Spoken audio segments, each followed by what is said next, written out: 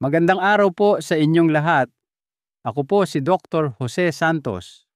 Sa loob ng maraming dekada ng aking karanasan sa pangangalaga ng ating mga senior citizen o geriatric care, marami na po akong nagkaroon ng pribilehiyong makasalamuha at maaalagaang mga nakatatanda. Ngayon, nais ko pong talakayin ang isang paksa na madalas nating nakakaligtaan pero napakahalaga para sa malusog na pagtanda, ang intimasya o ang pagiging malapit sa isa't isa. Naitanong niyo na po ba sa inyong sarili kung bakit ang isang bagay na personal gaya ng pakikipagtalik ay mahalaga pa rin kahit nasa edad 60 ta 70 o kahit 80 na kayo? Tutal, hindi ba dapat ay natural na itong kumukupas habang tayo'y tumatanda na, parang isang malayong alaala na lang? Tulad ng mga sayawan noong high school, hindi po ito lubos na totoo. Paano kung sabihin ko sa inyo na ang pagtalikod sa pisikal na intimasya ay maaaring unti-unting nakasasama sa inyong kalusugan, kaligayahan, at maging sa haba ng inyong buhay?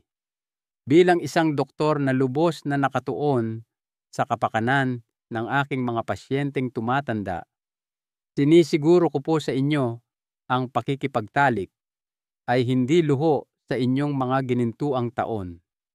Ito po ay isang napakahalagang sangkap ng buhay. Maaaring hindi ninyo ito mapansin sa simula. Baka pakiramdam ninyo ay medyo matamlay kayo sa umaga. Marahil ay mas naninigas ang inyong mga kasukasuan, mas bumibilis ang tibok ng inyong puso pagkatapos umakyat ng hagdan, o parang medyo malilimutin na kayo. Tapos darating ang mga pagbabago sa emosyon.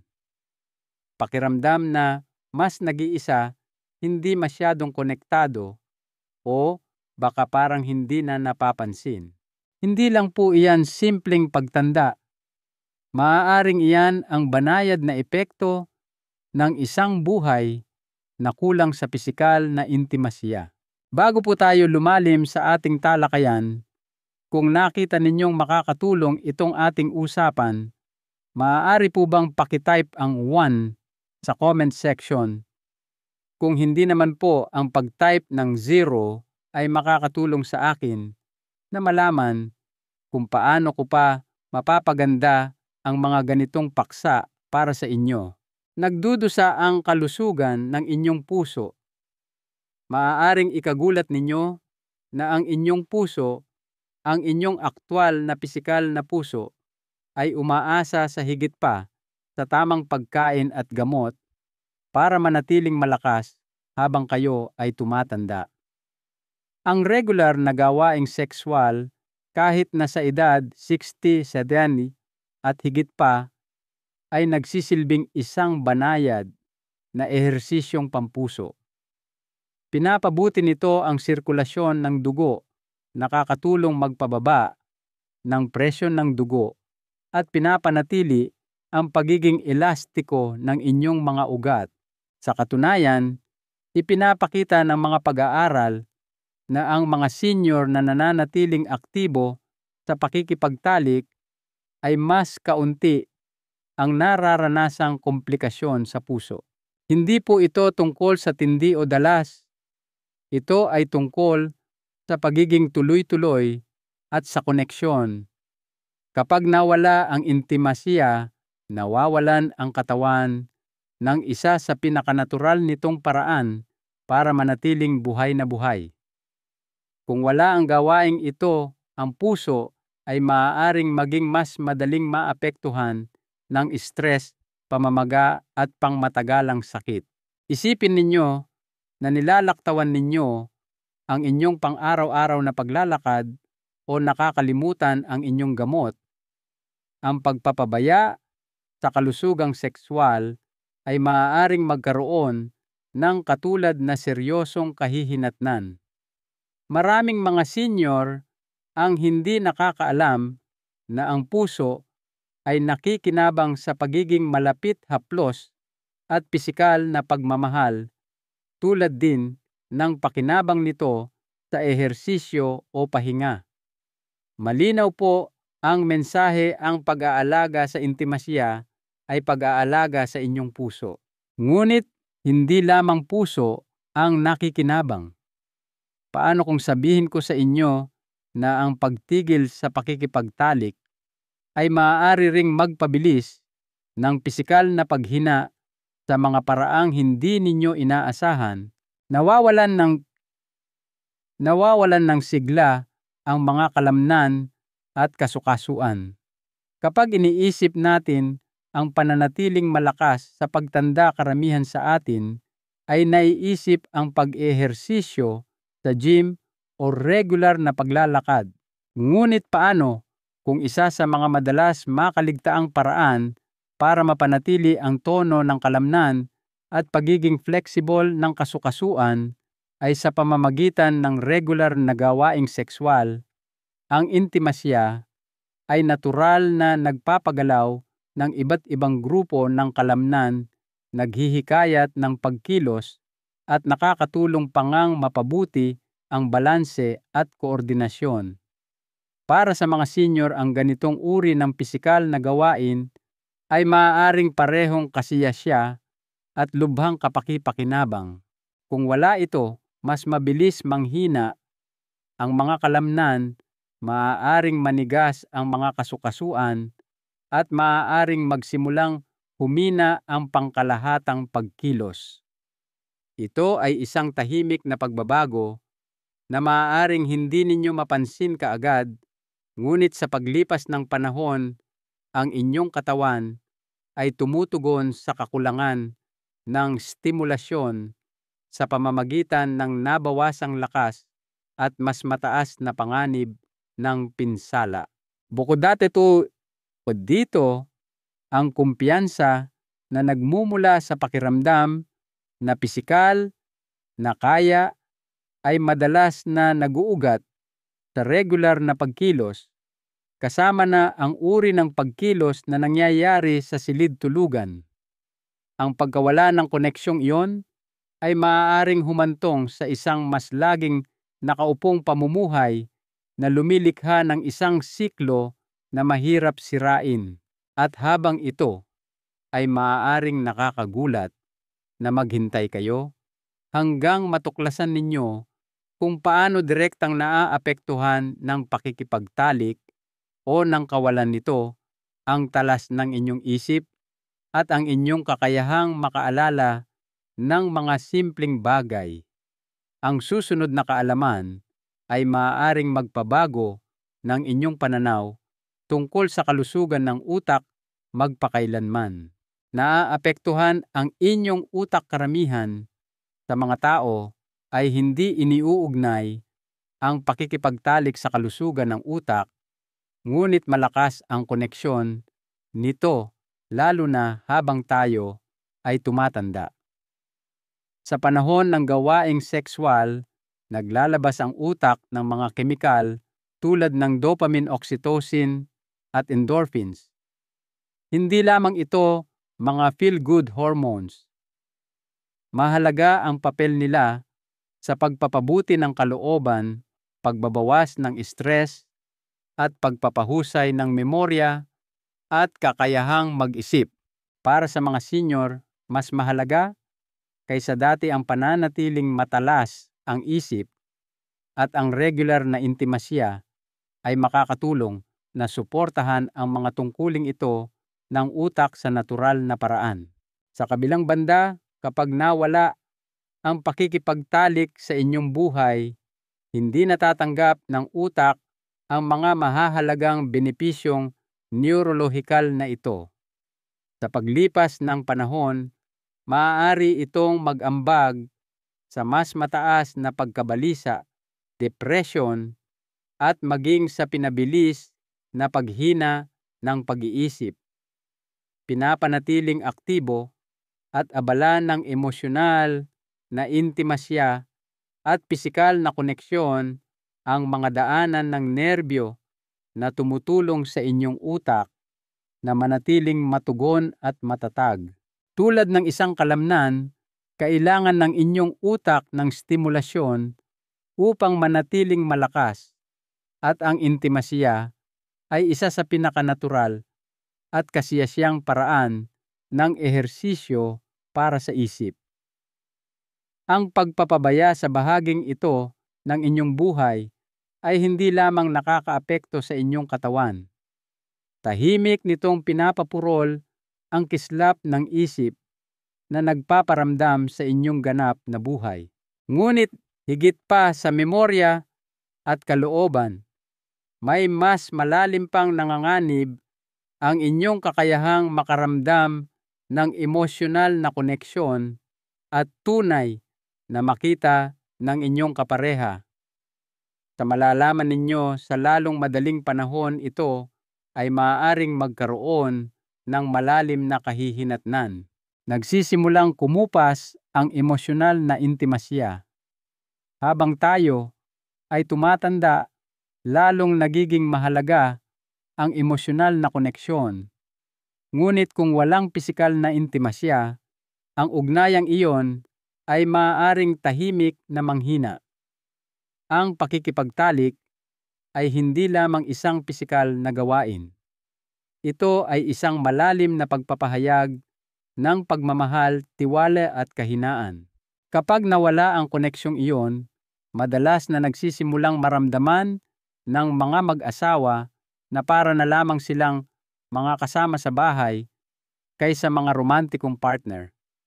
Ang mga pag-uusap ay maaaring maging paulit-ulit na lamang, nagiging madalang ang paglalambing at ang kislap na dating nagpaparamdam sa inyong hinahangad, nakikita at lubos na minamahal ay dahan-dahang kumukupas. Para sa maraming senior, ang kawalan ng intimasya ay humahantong sa pakiramdam ng kalungkutan kahit na nasa loob ng isang matatag na relasyon. At ang kalungkutan ay higit pa sa isang emosyon. Ito ay nauugnay sa mga tunay na isyu sa kalusugan tulad ng depresyon, mataas na presyon ng dugo at mahinang sistemang panlaban sa sakit. Ang emosyonal na intimasya ay yumayabong sa maliliit na kilos, haplos, pagtitiginan, pagiging malapit, at ang pakikipagtalik ay isa sa pinakamakapangyarihang paraan upang mapanatili ang pakiramdam ng pagiging malapit na iyon. Ang pagbitaw dito ay nangangahulugang pagbitaw sa isa sa pinakamatibay na emosyonal na angkla sa inyong relasyon. Gayunpaman, marami ang hindi nakakaalam kung ano ang nawawala hanggang sa lumayo na ang agwat.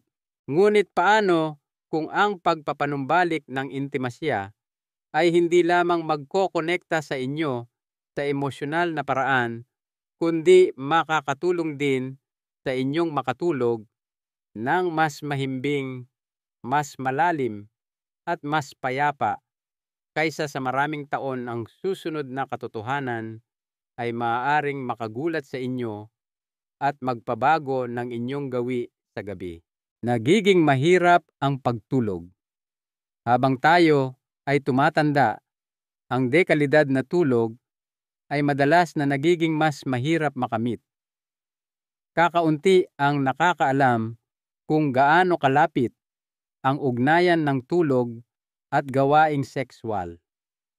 Pagkatapos ng orgasmo o sexual release, natural na gumagawa ang inyong katawan ng prolactin, isang hormone na nagtataguyod ng pagre-relax at nagpapadali sa pagtulog. Kasabay nito ang oxytocin, ang cuddle hormone ay inilalabas na nagbabawas ng stress at pagkabalisa, dalawang pangunahing salarin sa likod ng mga gabing hindi mapakali. Para sa maraming nakatatanda, ang mga problema sa pagtulog ay ginagamot ng gamot, ngunit ang solusyon ay maaaring mas natural at mas kasiyasya.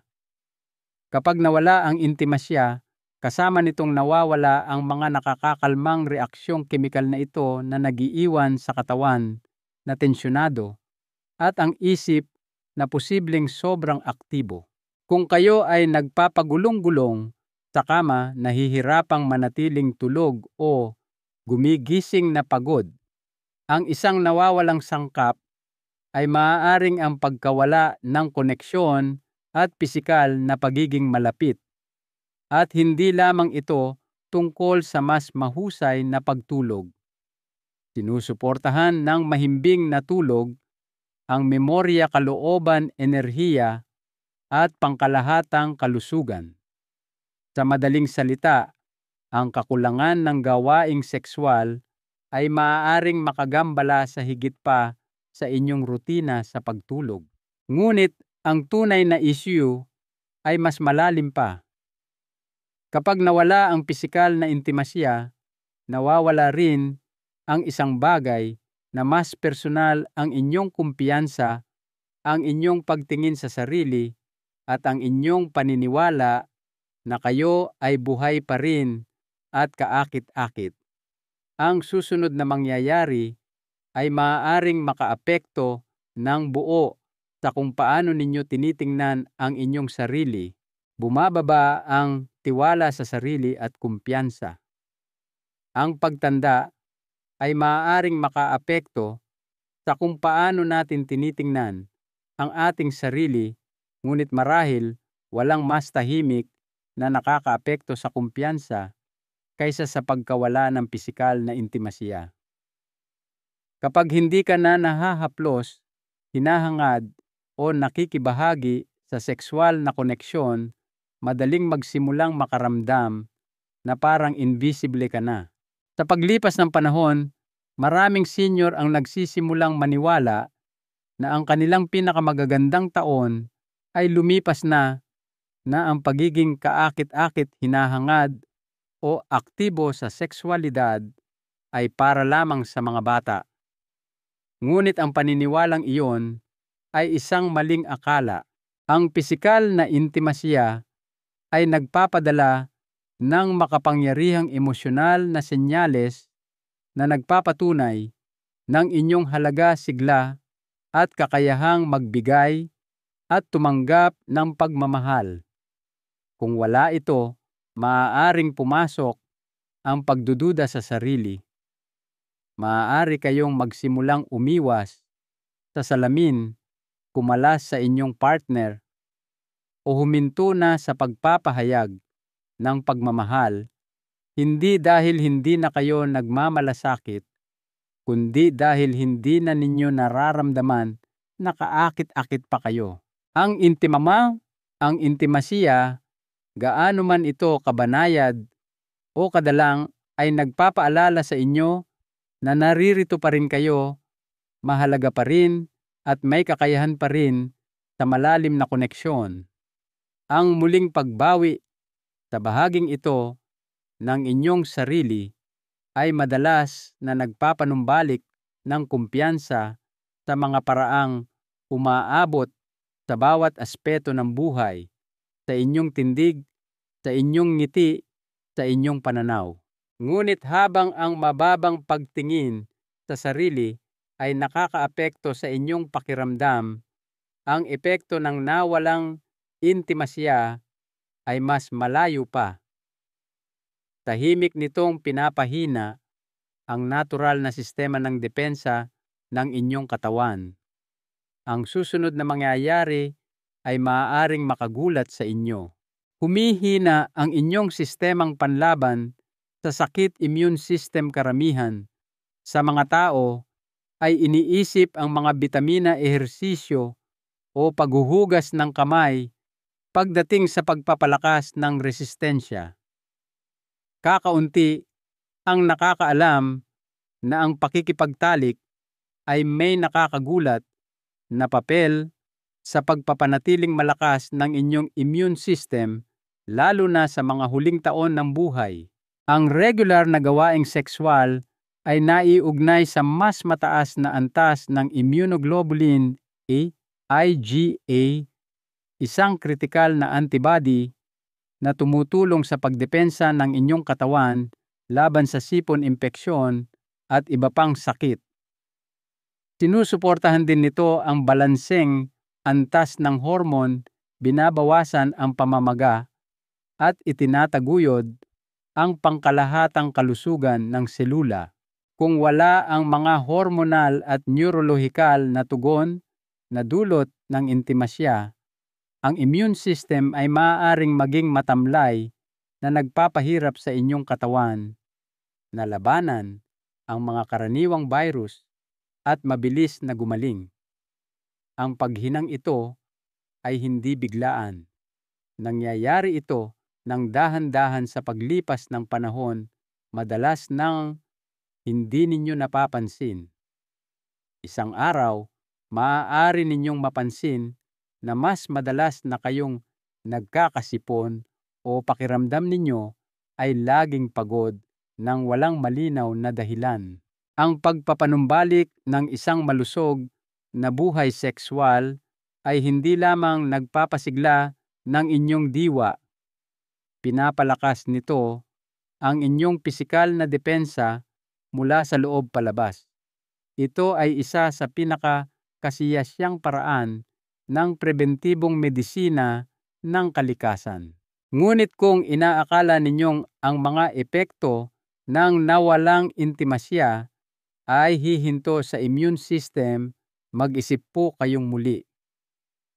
May isa pang kahihinatnan na tumatama ng malalim at tahimik na nakakaapekto kung paano hinaharap ng inyong katawan at isip ang stress. Gusto ninyong marinig ito. Dumarami ang stress at pagkabalisa.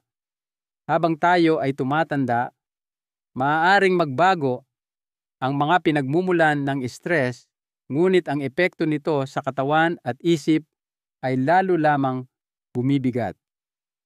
Ang hindi alam ng marami ay ang sexual na intimasya ay isa sa pinakamabisang natural na pampatanggal ng stress na magagamit.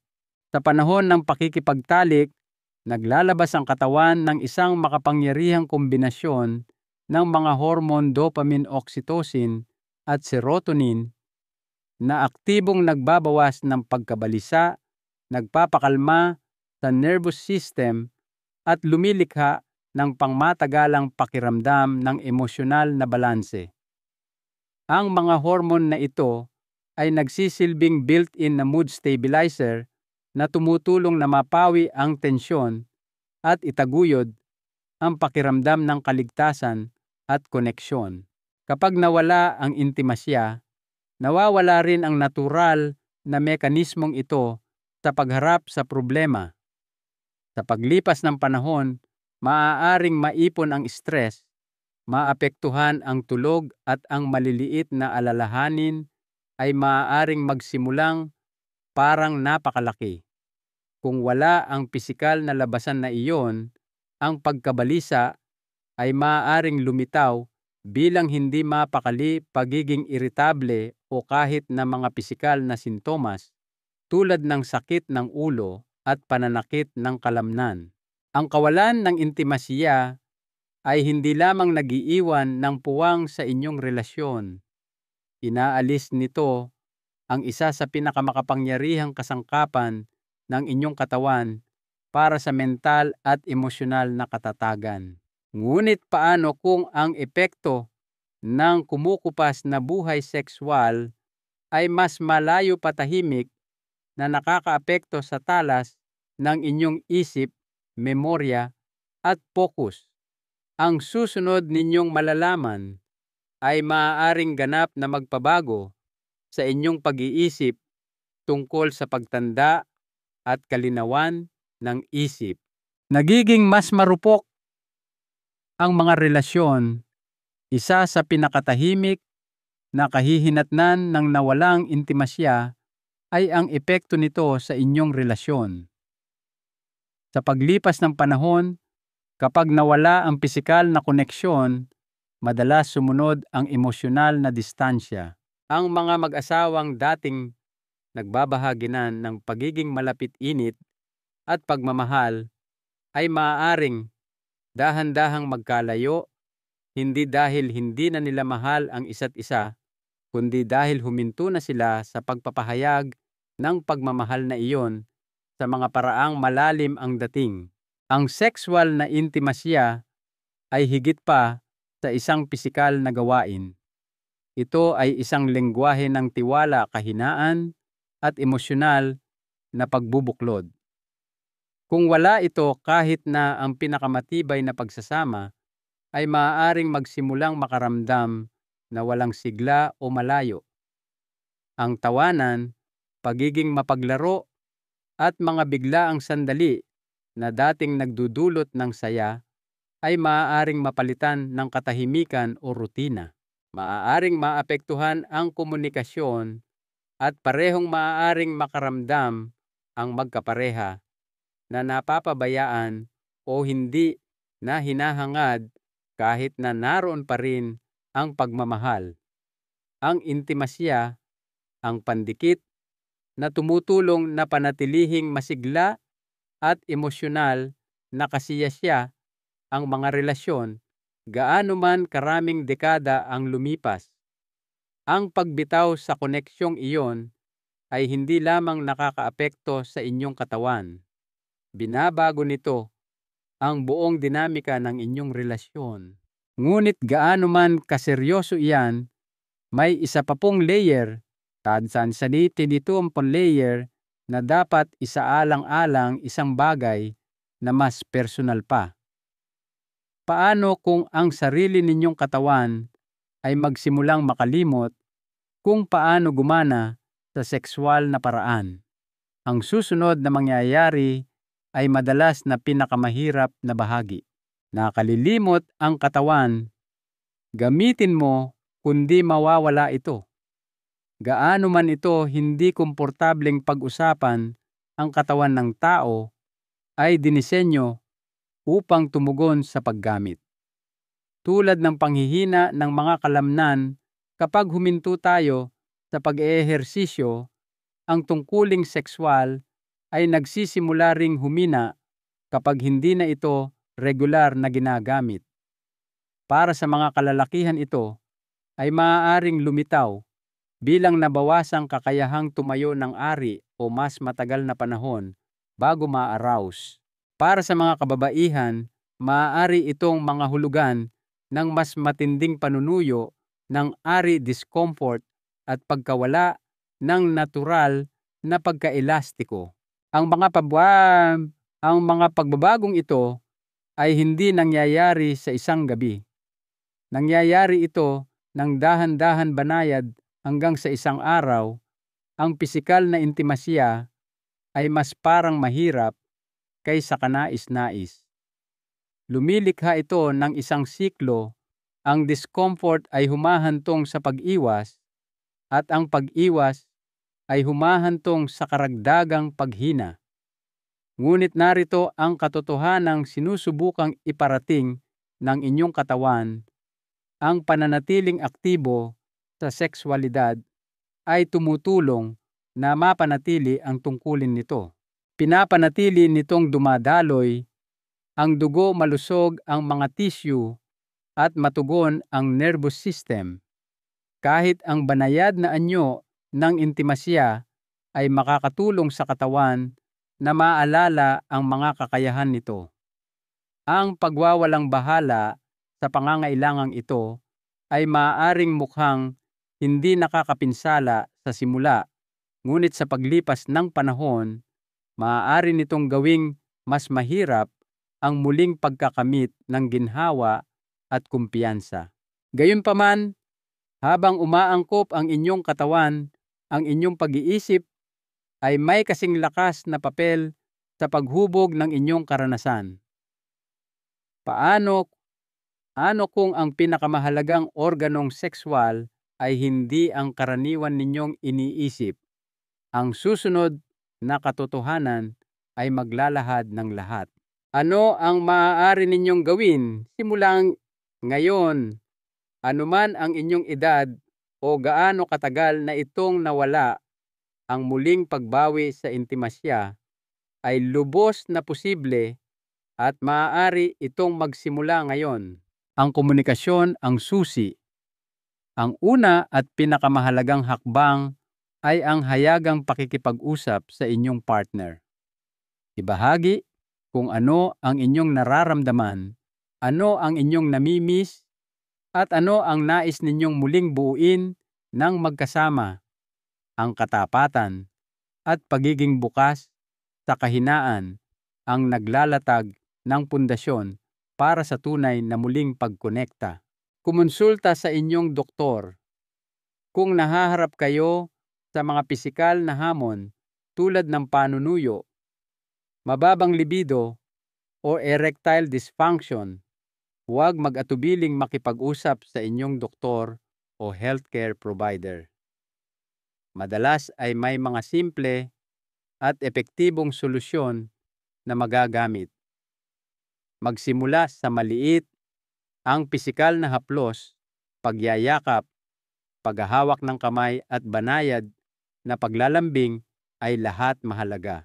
Ang maliliit na sandaling ito ng koneksyon ay madalas na nagbibigay daan para sa mas malalim na pagiging malapit at panibagong intimasiya. Mahalaga ang koneksyon sa sarili. Kung kayo ay single, huwag maliitin ang halaga ng koneksyon sa sarili. Ang pagtukla sa inyong sariling mga pangangailangan at kaginhawaan ay makakatulong na mapanatiling nakaayon ang inyong katawan at isip. Maging bukas at mapagpasensya. Manatiling bukas ang isip at mausisa. Subukan ang mga bagong paraan. Harapin ang intimasya ng may pasensya at higit sa lahat, bigyan ang inyong sarili ng pahintulot na mag-enjoy. Hindi kayo tumanda para mawalan ng pagnanasa. Marahil ay naghihintay lang kayo ng tamang sandali upang matuklasang muli ito. Ang sandaling iyon ay ngayon na.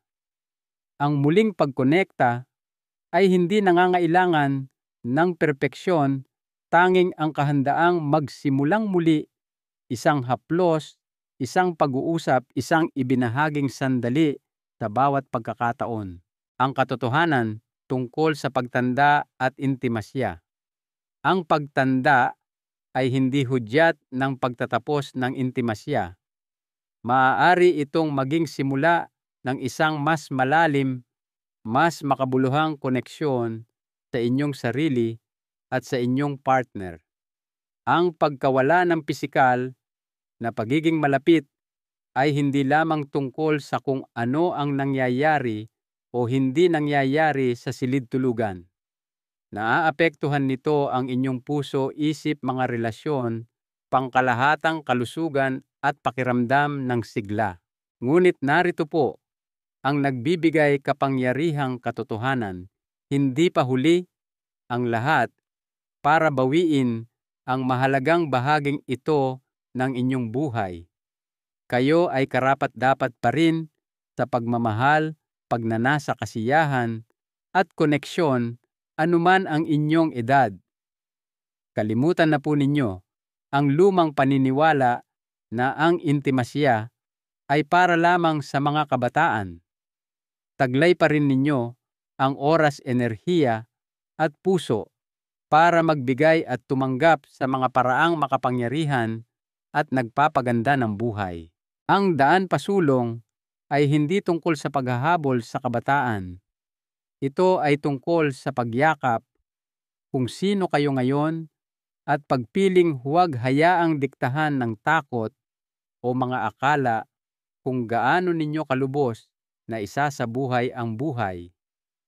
Muling kumonekta, muling pag-alabin, muling tuklasin.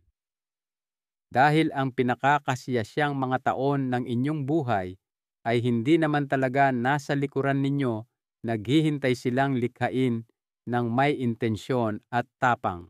Kung nararamdaman ninyong may kulang ngayon na ang sandali upang abutin ang higit pa, mas maraming saya, mas maraming pagiging malapit, mas maraming buhay, karapat-dapat po kayo nito.